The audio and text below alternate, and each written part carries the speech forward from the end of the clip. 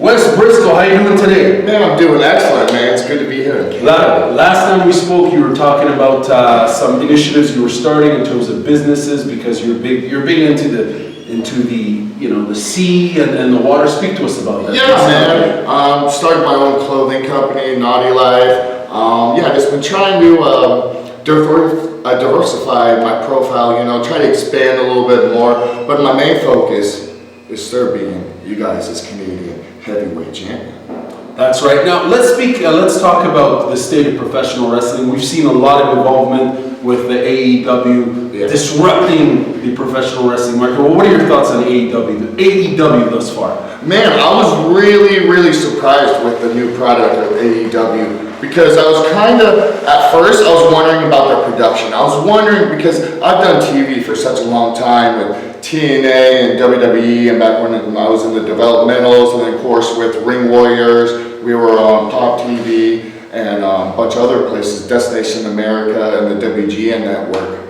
But it's very hard to do a good production, and they really knocked it out of the park because I was kind of worried at first. I was like, man, is AEW going to be able to knock it out of the park in every different broad spec? But man, they really did a great job of really hitting it out of the park, I thought. In my honest opinion. What's their formula to success beyond the broadcast aspect? What else is it about that promotion you think that is really redefining the landscape? Well, they're doing something totally different than WWE or NXT. They're doing something where they're giving other athletes an avenue to actually express their art form and not be held back in ways, because sometimes in WWE and NXT you're held back a little bit because of due to the writers, due to producers, due to the big man. You never really know. You never really sometimes have that opportunity to get that paintbrush. And with AEW, they're showing a new group of talent, and they're actually giving them the platform to paint a good canvas. Now, you're obviously a martial artist as well. You've got experience in various striking and grappling forms. Speak to us about Cain Velasquez and his transition into the world of professional wrestling, particularly his feud now with Brock Lesnar. What are your thoughts on that? MMA fighters and professional wrestlers, there's always been since day one. Kim Shamrock, of course you got my uncle, my dad, which were shooters, Billy Robinson, of course you got Hannibal. There's been Haku, there's been great shooters before this, but I'm really not sold on it. I'm good friends with Brock, but I'm just not, for me, I don't really know if I'm going to watch it. You're not sold on Cain Velasquez or this particular feud between Velasquez and Lesnar? Velasquez. I just don't think, where has he trained? How to be able to go on pay-per-view and have a match where you steal a show, unless it's some type of gimmick match, but to actually have a 6-7 star match, one of those things that you really knock it out of the park. I guess so. They just stick to it would kind of be like a little bit of MMA and then a little bit of professional wrestling, but we've kind of seen that before, and it doesn't quite work. What is it that doesn't make it work in your opinion?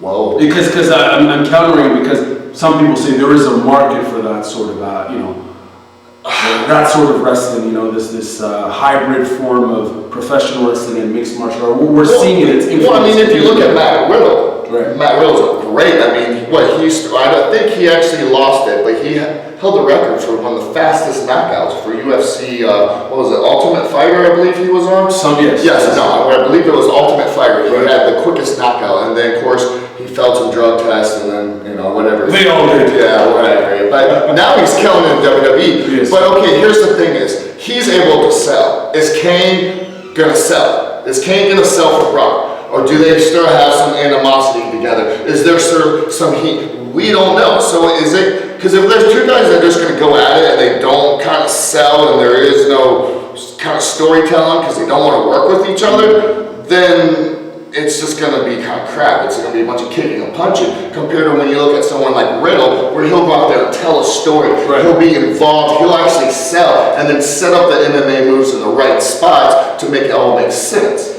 Agreed.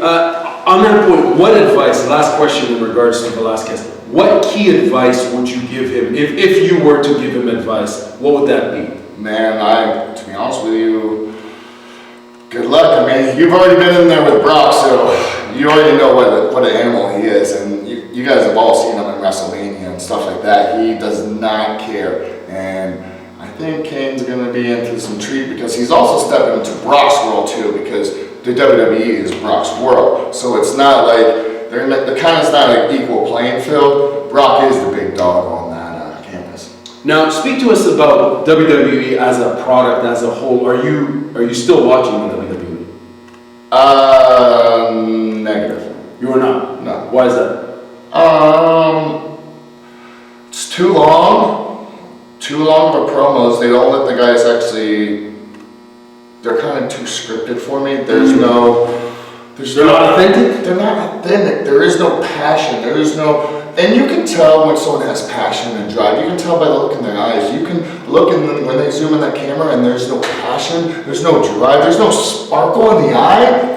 That loses me. That kind of already. I'm just like, if he doesn't believe it, why should I believe it? And then someone just the storytelling just hasn't been up to par. And to be honest with you, I mean, if I see like the Usos or Roman or some of my boys, Sheamus or Drew McIntyre or some of my boys that I was in developmental with, I'll watch it then. But other than that, that's like, it's not on my DVR. It's not like, it's definitely not what I'm watching. Fair enough. Speak to us about MLW. What do you think of MLW? I like MLW. I watch MLW, I watch AEW, and I watch, New Japan, and I watch a lot of more old school wrestling than anything, to be honest with you. I like old school English wrestling. I like my style of wrestling is that style of submissions and grappling, and I like the art of storytelling. But MLW is doing a great job. Of course, we got Davey Boy Smith coming here from MLW. So, they're doing a great job, and, the more avenues that the guys have, the better it is, for everybody. Now, obviously, we're here at Great North Wrestling here for the show Apocalypse, happening here in Rockland, Ontario. What keeps coming you back to Canada to wrestle for the best wrestling promotion, Great North Wrestling? What is it that keeps drawing you back here? Man, I've been coming to Great North Wrestling for a long time now. I think it's been a little over 6 years now.